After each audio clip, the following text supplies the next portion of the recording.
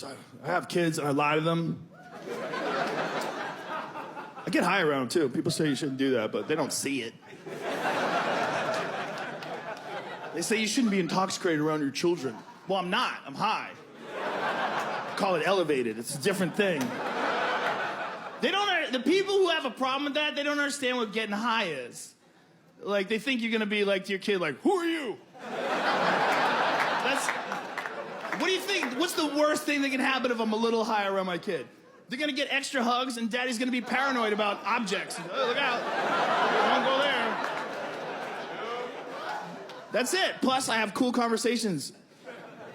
I have a 6-year-old daughter, man. There's not a lot a 48-year-old man and a 6-year-old girl have in common, other than the fact she's my daughter. And so our conversations are normally pretty boring. But when I'm high, I'm like, you call that thing your baby, your doll, you call it your baby, but you know it's not a baby, right? Yeah, I know it's not a baby. Do you call it a baby because you're the youngest and you like having someone who is responsible for you? Maybe. Okay, that's cool. That's cool. Give me a hug. I love you. Mwah.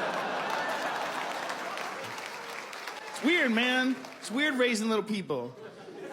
There's some things that I didn't expect. One of the things I didn't expect is you have to lie to them. Like, you don't have to lie to them about a lot of things, but you have to lie to them about Santa Claus. It's just one of those things, man, because it's like a community. You have to think about what your kid's going to tell other kids. Because when it comes to Santa Claus, you don't want your kid to be one of two things. You don't want your kid to be the first kid that tells everyone that Santa Claus is bullshit, because that kid's an asshole. But you don't want your kid to be the last kid that figures out that Santa Claus is bullshit, because that kid's a moron. So you got a little bit of, you're like, oh no, when do we do this?